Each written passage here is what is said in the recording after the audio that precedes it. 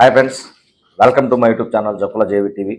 ఈ రోజున నేను దాచపల్లి మండలంలో ప్రజాసేవలో తలమునకలై అధికారం ఉన్నా లేకపోయినా సరే ప్రజల కోసం అనునిత్యం పాటుపడుతున్నటువంటి ఒక వ్యక్తి గురించి సోషల్ మీడియా ముందుకు తీసుకునిద్దాం అనుకున్నాను.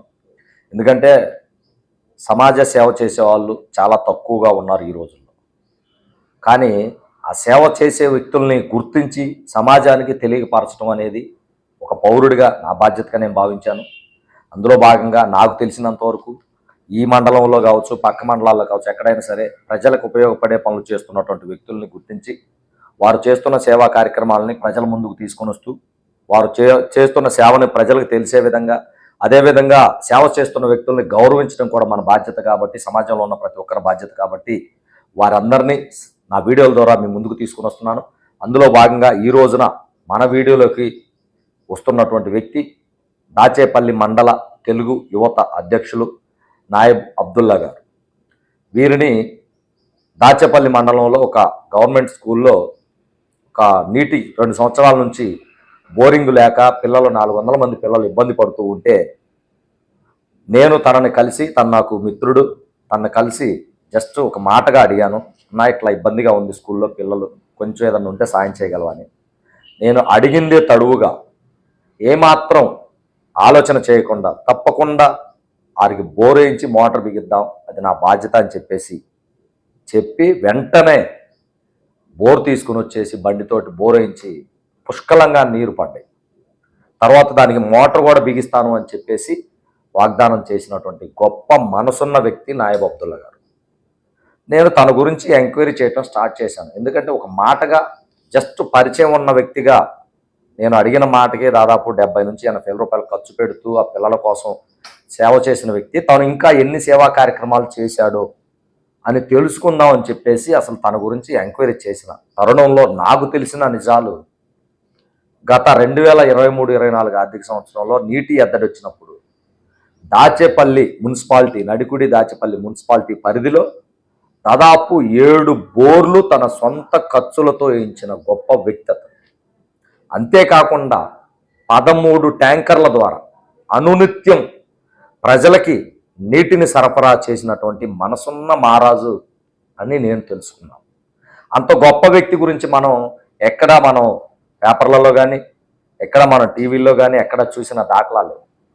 మనం ఎవరినో ఎక్కడో ఉన్న వ్యక్తుల గొప్పతనాన్ని కొనియాడతాం, కానీ మన గ్రామంలో పుట్టి మన కోసం పనిచేస్తున్నటువంటి వ్యక్తుల గురించి మనం పట్టించుకోము. కానీ నేను ఆ వ్యక్తుల్ని గౌరవించే పనిలో భాగంగా ఇలా చేస్తున్నాను.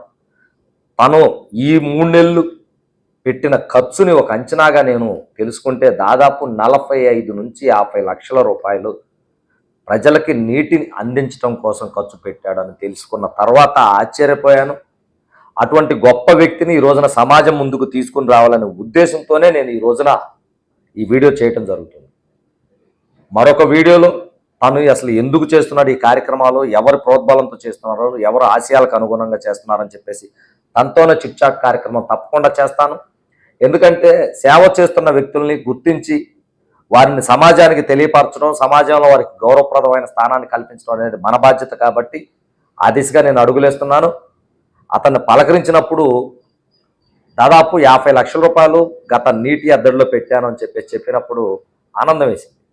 అధికారంలో ఉండి అధికారం అనుభవిస్తున్న వ్యక్తులు కూడా ఇంత డబ్బు ఖర్చు పెట్టడానికి సాహసించని రోజుల్లో కేవలం ఇప్పుడు స్థానిక శాసనసభ్యులైనటువంటి ఎర్రతనేని శ్రీనివాసరావు గారు తను ఆర్డర్ వేయటంతోనే మన కార్యకర్తలందరూ ప్రజలకు ఏదో ఒకటి చేయండి అని ఒక మాట పిలుపుతోటి దాదాపు ఎటువంటి అధికారం లేకపోయినా, ఎటువంటి ప్రభుత్వాల నుంచి ఆదాయం లేకపోయినా సరే 50 లక్షల రూపాయలు నగదు ఈ యొక్క దాచేపల్లి నడిపూడి మున్సిపాలిటీ పరిధిలో ప్రజల యొక్క నీటి అవసరాలు తీర్చడానికి ఖర్చు పెట్టాడంటే ఖచ్చితంగా అతను సన్మానించుకోవాల్సిన బాధ్యత, అతను చేసినటువంటి గొప్ప పనిని కొనియాడాల్సిన బాధ్యత మనందరి మీద ఉంది. అందుకే అతని గురించి నేను ఈ వీడియో రూపంలో మీ ముందుకు తీసుకొని వస్తున్నాను. తప్పనిసరిగా ఇటువంటి కార్యక్రమాలు చేస్తున్నటువంటి వ్యక్తుల్ని, ఇటువంటి సేవా కార్యక్రమాలు చేస్తున్నటువంటి వ్యక్తుల్ని మనం గౌరవిస్తూ వాళ్ళ యొక్క ఆశయాలని ప్రజలకు తెలిసే విధంగా వాళ్ళని ఆదర్శంగా తీసుకొని ఇంకొంతమంది ఇటువంటి కార్యక్రమాలు చేసే విధంగా ముందుకు తీసుకెళ్లాలనే ఉద్దేశంతో నేను ఈ వీడియోలు చేస్తున్నాను. ఇటువంటి సేవా కార్యక్రమాలు చేసిన వ్యక్తులు మీకు తెలిసి ఎవరైనా ఉన్నా సరే మా దృష్టికి తీసుకొనండి. తప్పకుండా వారి గురించి కూడా సమాజానికి తెలిసే విధంగా మనం ప్రజలందరూ దృష్టిలోకి తీసుకెళ్దాం. ఎందుకంటే సేవ చేస్తున్న వ్యక్తులు ఈ రోజున లేరు. ఉన్న కొద్దిపాటి వ్యక్తులు కూడా మనం కాపాడుకోవటం లేకపోతే వాళ్ళని గౌరవించుకోకపోవటం జరిగితే రాబోయే రోజుల్లో సమాజానికి ఉపయోగపడే వ్యక్తులు అనేది దూరం అవుతారు. కాబట్టి తప్పనిసరిగా ఇటువంటి వ్యక్తుల్ని మనం కొనియాడుతూ ఇటువంటి వ్యక్తుల్ని గౌరవించుకుందాం.